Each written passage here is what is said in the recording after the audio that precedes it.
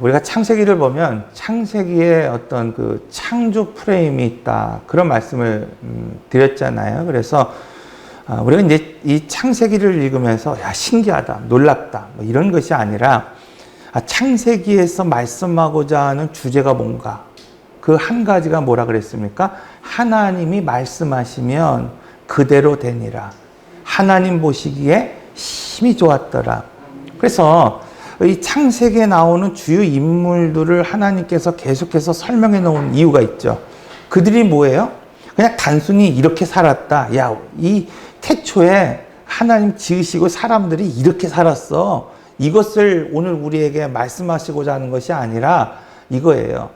하나님이 말씀하셨음에도 불구하고 모든 피조물들은 그대로 행했어요. 그래서 하나님 보시기에 심히 좋았습니다. 그런데 창세기 3장 이후부터 죄가 들어오고 그 죄가 심히 많아져서 하나님이 눈 돌리기가 정말 부끄러울 정도로 그 죄악이 관영했다는 것을 말씀하고 있어요. 그래서 창세기 6장 5절에서 6절의 말씀을 보면 이렇게 말하고 있습니다. 여호와께서 사람의 죄악이 세상에 가득한가 그의 마음에 생각하는 모든 계획이 항상 악할 뿐임을 보시고 사람 지음을 한탄하시고 근신하시니라. 그러니까 하나님이 모든 피조물을 만드시고 오늘 우리를 위하여 지으시고 6일 동안 그것을 다 만드시고 오늘 우리로 하여금 그 창조의 은혜를 누려라 명령하셨거든요. 자, 그 명령에 따라서 순종하는 자가 하나님이 참 심히 좋고 보기에 좋았더라 이렇게 말씀하셨는데 유독 인간만이, 사람만이 범죄했고 하나님이 말씀하신 대로 살지 못했다. 그래서요, 창세기를 이 창세기 3장으로부터 죄가 들어온 그 창세기 3장으로부터 시작해서 이 계시록 22장까지 다시 오실 그 새하늘과 새 땅이 열리는 그 말씀까지 오늘 우리가 쭉 그 역사를 한마디로 뭐라 그러냐면 구속의 역사다. 구속사다. 그래서 구약은 그 구속사를 열어가실 예수님을 그림자처럼 보여주는 거예요. 그리고 신약은 뭐예요? 그 오신 예수, 구속의 주로 오신 예수에 대한 이야기, 그 이야기를 오늘 우리에게 하고 있는 것을 보게 됩니다. 그래서 출애굽기에서 강조하는 그 이야기가 뭡니까? 한 사람이 중요하다는 거예요. 한 사람이 중요하다. 그 한 사람이 어떤 사람이냐? 모세와 같은 사람이고 또 그 한 사람이 여호수아와 같은 사람이라는 것을 오늘 우리에게 보여주고 있습니다.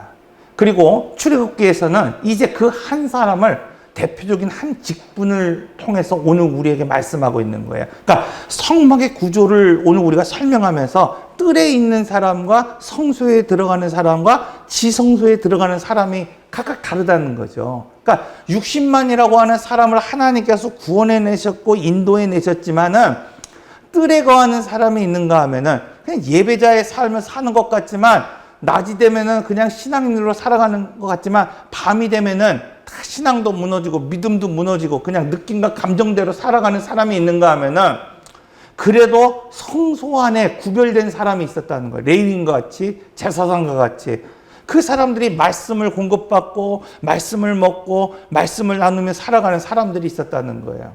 여러분 생각해 보세요. 왜 제사장들이 세상에 좋은 음식들이 많은데도 불구하고 성소에 들어가서 하나님이 그 말씀하신 진설된 병, 진설된 떡, 그 떡을 왜 먹겠습니까? 그 이유는 단 한 가지예요.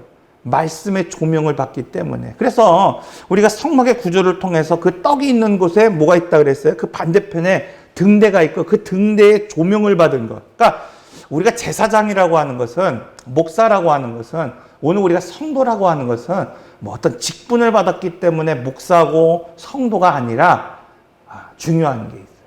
성령의 조명을 받은 떡을 내가 먹고 살아가느냐 아니냐. 이스라엘 백성들은요, 하늘에서 내려오는 떡을 그렇게 먹었어요. 40년을 먹었습니다. 그런데 변화되지 않았어요. 변화되지 않았단 말이에요. 그래서 하나님께서 지금 원하시는 것은 뭐냐면 이런 변화된 사람.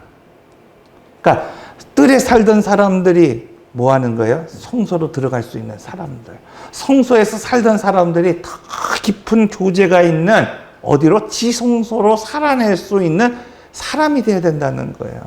그래서 오늘 우리가 구원받은 것도 중요하지만은 구원받았다고 그냥 자랑하고 끝날 것이 아니라 삶이 변화된 사람들, 태도가 변화된 사람들, 하나님과의 관계가 변화된 사람들로 변화되는 사람, 이 사람이 중요하다는 겁니다. 여러분 예를 들면 아브라함이죠. 아브라함, 창세기에 소개되고 있는 아브라함. 하나님께서 그를 지명에 불러내셔서 내가 지명하는 그 땅으로 가서 살아라고 말씀할 때 아브라함은 본토 친척 아비의 집을 다 떠나서 하나님이 지시한 땅으로 갔습니다. 그러나 그는 완벽하지 않았어요. 그가 하나님 말씀하신 대로 그 땅을 향해서 나아갔지만은 그 땅을 향해서 나가는 곳곳마다 뭐가 있었어요? 실수가 있었어요. 넘어짐이 있었어요. 온전하지 못한 부분들이 있었다는 것을 오늘 우리는 구구절절 설명하지 않아도 잘 알고 있습니다. 그럼에도 불구하고 그가 믿음의 조상이 되었던 이유는 뭡니까? 창세기 21장에서 말하고 있는 너의 독자, 사랑하는 그 아들을 내가 뭐야? 모리아 산에서 번제로 드리라고 말씀하셨을 때 그는 뭐야? 주저하지 않습니다. 즉각적으로 하나님의 말씀 앞에 순종하는 믿음을 보이고 있어요. 그의 믿음이 어떤 믿음인지 오늘 우리가 설명하지 않아도 중요한 게 있다는 겁니다. 실수가 많죠. 부족함이 있습니다. 그럼에도 불구하고 하나님이 말씀하시면 그 말씀에 순종하는 믿음으로 살아가는 그 한 사람을 지금 하나님이 찾고 있다는 거예요. 다윗도 마찬가지죠. 하나님께서 그를 정말 위대한 임금으로 사랑하는 사람으로 오죽했으면은 그 솔로몬이 막 지을 그런 성전이 아니라 나는 천막이어도 다윗이 있는 그곳에서 내가 살기를 원한다. 그 고백을 할 만큼 하나님이 다윗을 사랑했거든요. 그런데 다윗은 어떤 실수를 범했습니까? 밧세바로 인해서 여러분 이 왕으로서는 행하지 않아야 될 이 도덕적 흠이 있는 그런 사람이었어요. 뿐만 아니라 그 자기의 죄를 감추기 위해서 드러나지 않기 위해서 어떻게 했습니까? 자기의 신하를 무참하게 죽이는 살해하는 그런 범죄까지 벌였어요. 그러나 그를 사랑하는 이유는 단 한 가지예요. 그의 범죄가 드러났을 때 그는 어떻게 해요?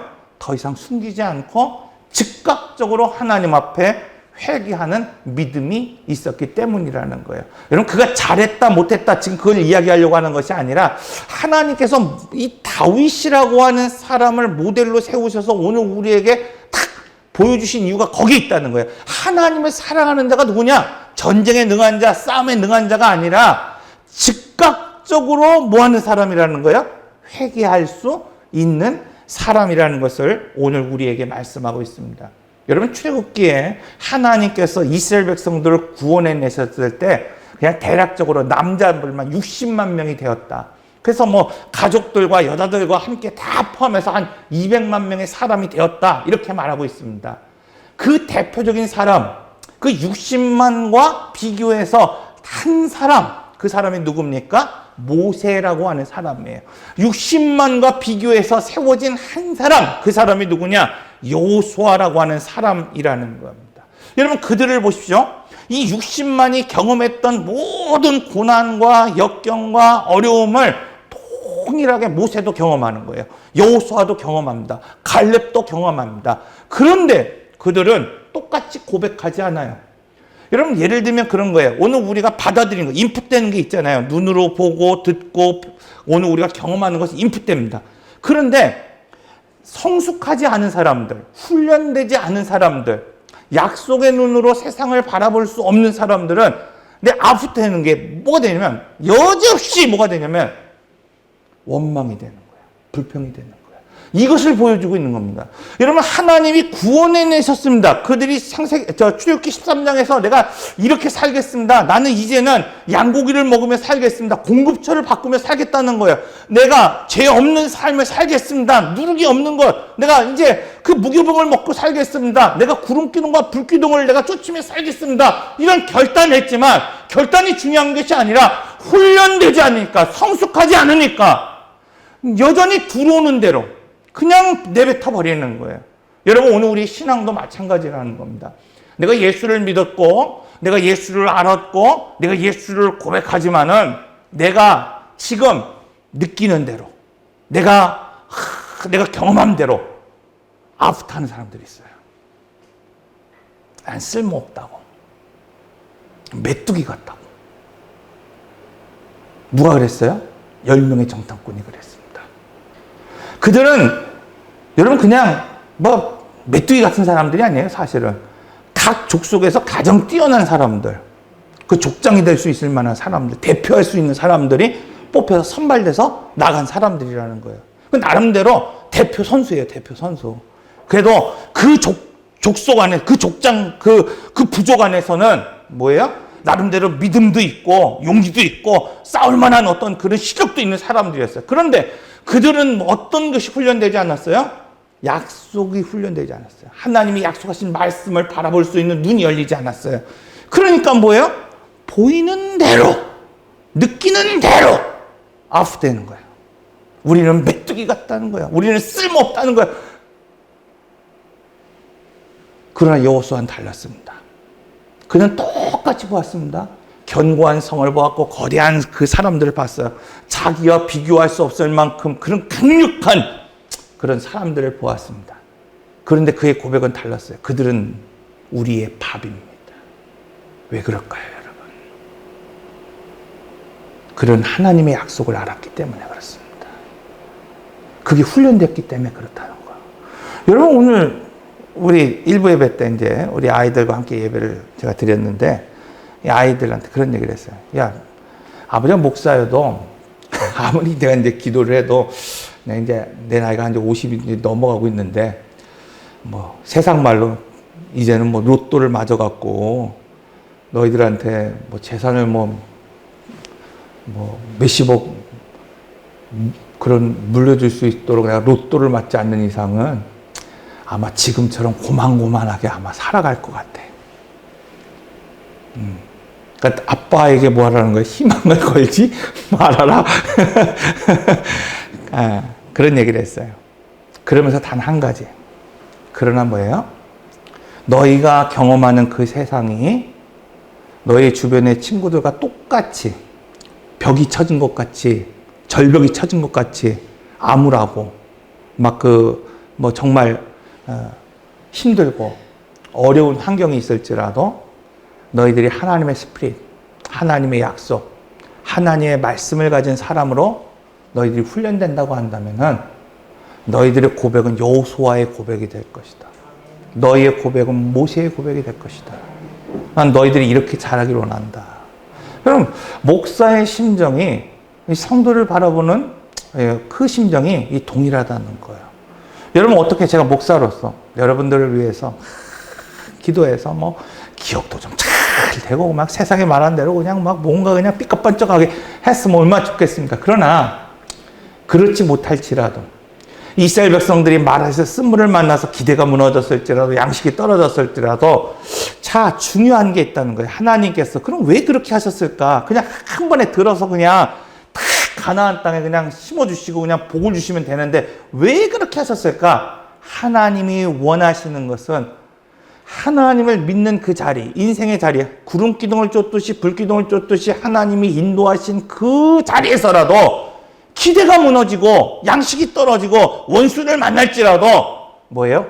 그냥 아프대는 자기의 느낌대로 그냥 고백하며 살아가는 인생이 아니라 하나님의 약속을 바라보며 살아가는 인생으로 훈련되기를 원하시고 계신다는 거예요.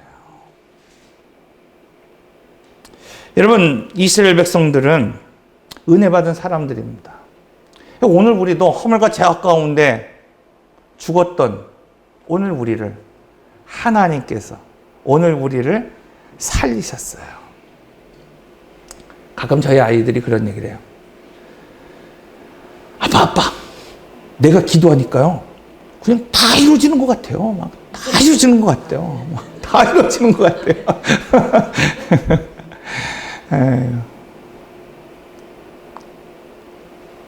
은혜 받았다는 거 아닙니까? 여러분 오늘 우리도 동일하게 은혜 받았어요. 생각해 보세요. 허물과 죄악 가운데 죽은 오늘 우리를 하나님의 아들이신 예수 그리스도께서 오늘 우리를 살려내셨습니다. 근데요, 더 놀라운 사실은 그렇게 은혜 받았음에도 불구하고 변화받지 않는다는 거예요.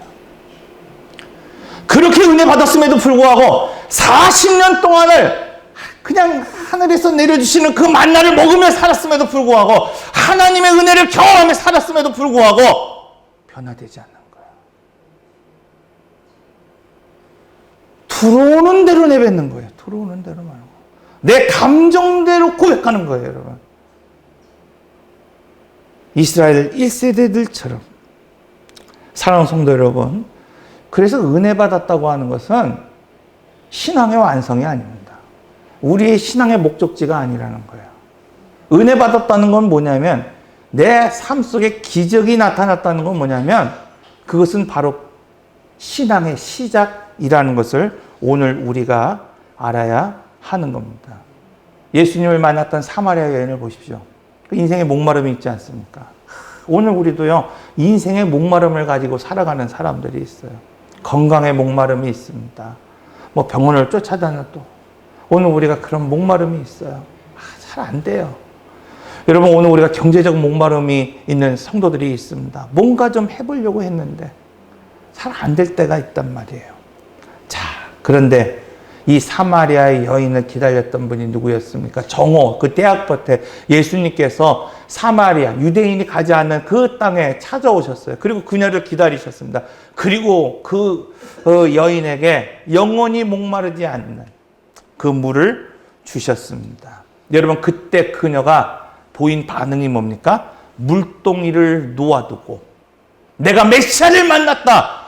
내가 그리스도를 만났다. 와서 보라. 그녀의 외침이라는 것을 오늘 우리가 알 수 있습니다. 그런데 오늘 우리는 은혜 받았음에도 불구하고 하나님의 은혜를 오늘 우리가 경험했음에도 불구하고 다시 말하면 오늘 우리가 하나님을 만났음에도 불구하고 여러분 그런 고백이 없다는 거예요.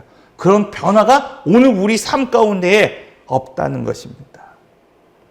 그렇다고 한다면 왜 오늘 우리가 은혜 받았음에도 불구하고 변화되지 못할까요? 그것은 우리가 경험한 기적과 하나님을 인격적으로 만나는 것은 갭이 있다는 거예요. 아무리 기적을 오늘 우리가 경험해도 하나님을 인격적으로 만나지 못하면, 인격적으로 경험하지 못하면 오늘 우리가 하나님 앞에 그런 믿음의 삶으로 변화될 수 없기 때문입니다. 그래서 하나님께서는 이 사람 인격적으로 하나님을 만나는 사람, 또 인격적으로 하나님과 교제할 수 있는 사람으로 세우시기 위해서 훈련하십니다. 그리고 오늘 우리에게 그것을 준비시키는 것을 보게 됩니다. 자, 오늘 본문의 말씀은요, 제사장에 관한 말씀이에요. 제사장에 관한 말씀. 그들이 어떻게 세워지는가에 대해서 몇 가지로 오늘 우리에게 말씀하고 있습니다. 첫째로, 제사장은 아론의 후손이어야 된다는 거예요. 다시 말하면 여러분, 이것을 그냥 구약 그대로 그냥 오늘 우리가 받아들이면 오늘 이 시대를 살아가는 우리 중에 어떤 사람도 여러분 제사장이 될 수 없어요. 그런데 하나님께서 오늘 우리에게 너희는 뭐예요? 이미 왕 같은 제사장이라고 명하셨어요.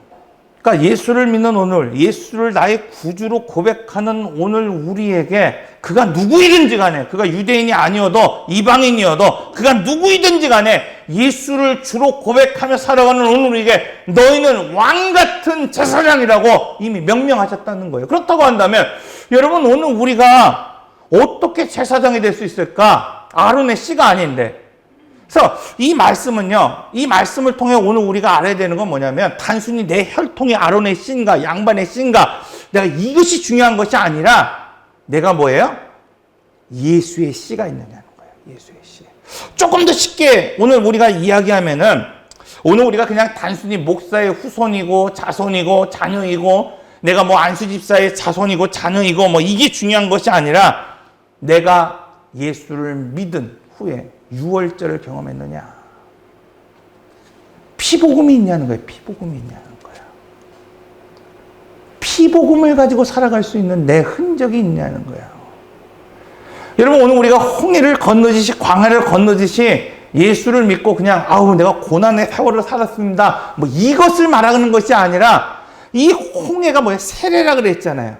옛사람을 죽어 내가 새 사람으로 부활하는, 살아내는 그 거듭남의 삶이, 그런 경험이 오늘 우리 안에 있느냐 없느냐, 이것이 중요하다는 것을 오늘 우리에게 말하고 있습니다. 그래서 갈라디아서 6장 17절의 말씀을 보면 이후로 누구든지 나를 괴롭게 하지 말라. 내 몸에는 예수의 흔적이 있노라. 여기서 흔적이라고 하는 것은 헬라어로 뭐냐면 스타그마예요. 스타그마. 스타그마는 뭐냐면요, 이게 우리가 그 종에게 인두를 찍잖아요. 인두를 찍으면 이마에다가 여기서 뭐 누구의 집에 종 이렇게 탁 찍잖아요. 그렇잖아요. 그럼 이 인두 지워지지 않잖아요. 그러니까 이게 흔적이라는 거예요. 흔적. 스타그마. 그러니까 내가 이후로는 내가 뭐예요? 나를 괴롭게 하지 말아라. 야, 내가 나를 뭐 사돈이 아니니 막 말하지 말아라. 나에게 뭐가 있다는 거야? 나에게는 적어도 예수의 흔적이 있다는 거예요. 예수의 스타그마가 있다는 거예요, 여러분. 난 이것을 자랑한다는 거예요. 사랑하는 성도 여러분, 바울은 예수를 믿기로 한 이후에 엄청난 고난을 경험합니다. 엄청난 신을 겪고 살아갑니다. 그런데 그는 예수의 흔적, 스타그마를 자랑하고 있어요. 예수의 흔적이 있냐는 거예요. 여러분, 하나님 보시는 건 바로 그런 거예요. 몇 월 며칠 날 내가 세례를 받았습니까?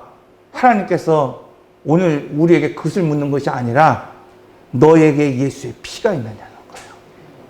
예수의 흔적이 있느냐? 그럼 이것을 하나님 보기를 원하신다는 거예요. 그래서 성경을 보면요, 하나님의 씨를 가진 자와 하나님의 씨를 가지지 못한 자를 분명하게 구별하고 있습니다. 아브라함의 혈통을 보면 두 아들이 있었죠. 누가 있었죠? 이스마엘과 이삭이라고 하는 두 아들이 분명히 있었습니다. 자, 이스마엘은 어떤 사람이냐면은 첫 번째 아이죠. 하갈을 통해서 얻은 아이입니다. 그래서 성경은 이 아이를 약속의 아이가 아니라 육체로 얻은 아이다. 약속의 아이가 아니라는 거예요. 율법의 아이다. 이렇게 말하고 있어요. 그래서 다 자란 것 같고 이제는 쓸모가 있는 것 같고 이제는 뭔가 내게 도움이 될 것 같지만 그 아이는 쫓겨나게 되어 있습니다. 열매 맺지 못하는 거예요. 그러나 이삭은 어떤 사람이었습니까? 그가 어렸을 때 이 하갈과 이스마엘로부터 놀림받았어요. 연약한 사람이에요. 여러분, 오늘 우리가 세상에서 놀림받을 만큼 연약한 것 같고 나약한 것 같지만 이 이삭은 어떤 사람이 됐습니까? 약속의 자녀, 약속의 조상이 되었던 것을 알 수 있어요. 여러분, 오늘 우리가 놀림받고 막 어려서 연약하더라도 영의 자녀, 약속의 자녀, 믿음의 조상이 될 수 있다는 것을 오늘 우리에게 가르치고 있습니다. 그래서 오늘도 여러분 동일합니다. 다 같은 하나님의 자녀인 것 같지만은 하나님의 씨가 있는 사람이 있고 하나님의 씨가 없는 사람이 있다는 거예요. 그 사람은 어떻게 구분할 수 있습니까? 목사의 자녀니까 뭐 채은이 얘네들 뭐 하나님의 씨겠지. No, 아닙니다. 아니라는 거예요. 하나님의 스피릿이 있냐는 거예요. 하나님의 스피릿이. 내 안에 하나님의 스피릿. 아까 말씀드린 것처럼 하나님 말씀하시면 그대로 행할 수 있는, 순종할 수 있는, 살아낼 수 있는, 그냥 내가 기대가 무너지는 어떤 인풋, 막 뭔가가 눈에 들어오고 막 뭐 그 여리고 선거 같은 막 그런 막 그 강한 뭐 절벽이 인생에 막 가로막고 있을지라도 그대로 내뱉는 사람이 아니라 약속의 말씀, 그 걸음망을 통해서 뭐예요? 고백하며 살아갈 수 있는 사람.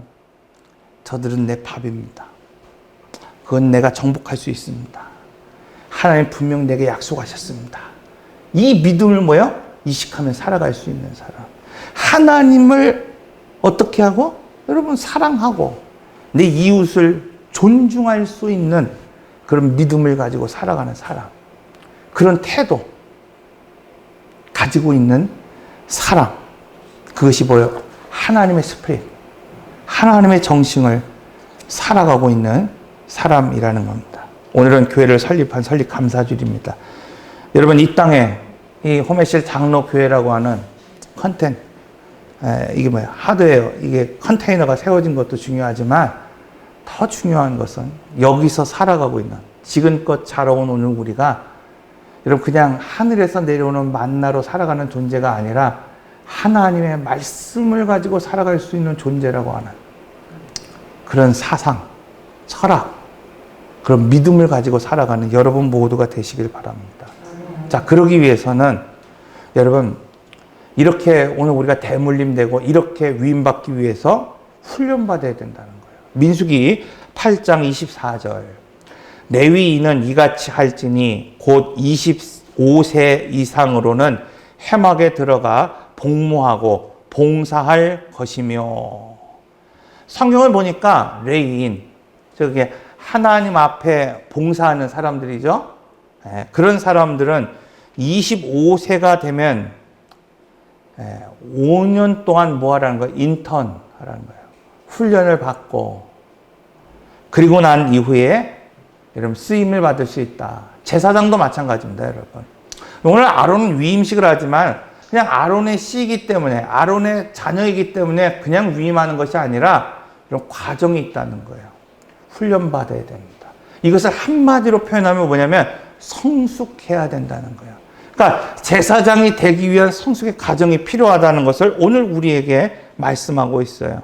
자, 오늘 본문에 소개되고 있는 위임식을 보면 이렇게 오랜 세월 동안 뭐 요즘 말로 뭐 신학 공부도 하고 인턴십도 하고 하나님을 섬기는 여러 가지 방법도 다 받고 나서 안수받는 거예요. 그리고 몸도 씻고 정결하게 하고 옷도 지어서 입게 하는 겁니다. 이처럼 아론의 씨라고 그냥 제사장이 되는 것이 아니라 훈련의 과정이 필요하다는 거예요.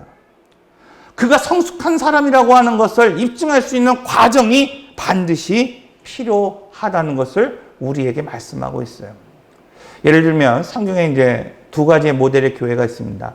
하나는 광야의 교회와 또 가나안 교회가 소개되고 있는 것을 보죠. 광야 교회의 특징이 뭐라 그랬습니까? 하나님의 임재를 매일매일 경험하는 삶이에요. 매일 경험해요. 매일 어떻게 해야 만나를 주니까 매일 경험하죠. 불기둥과 구름기둥을 매일 보면서 가죠. 그래서 뭐야? 하나님의 임재를 쫓아 살아가는 삶이에요. 하나님이 계신 곳을 쫓아 살아가는 사람이에요. 그러니까 그 중심은 항상 어디가 되냐면 성막 중심이 되는 거예요. 그러니까 우리가 그 민수기에서 그 이스라엘 백성의 진의 구축을 보아도 항상 뭐예요?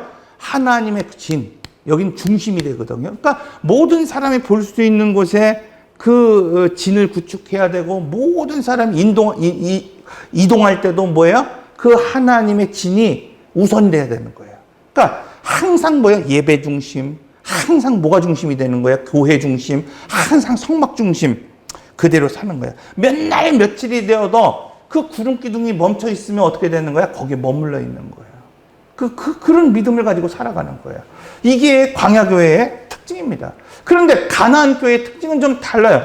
가나안교회에서의 특징은 첫째로 이 세 절기, 7절기 중에서 세 절기를 말씀하시면서 그 세 절기에 반드시 뭐야?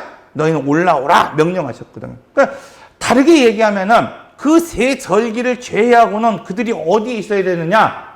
성막 중심이 아니라 삶의 중심. 내가 받은 기업, 내가 받은 그 자리, 거기 아브라함 에브라임 지파면 에브라임 지파에 유다 지파는 유다 지파에 각각 분배받은 그 땅에서 살아가는 거예요. 농사를 짓고 살아갑니다. 삶을 막 살아가는 거예요.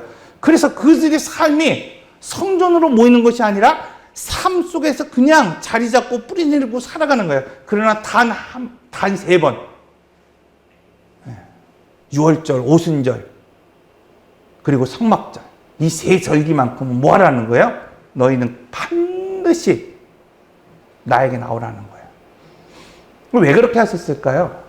여러분, 훈련받고 성숙한 사람은요, 더 이상 예배 중심으로 살아가는 것이 아니라 삶이 뭐가 되게 하라? 예배가 되게 하는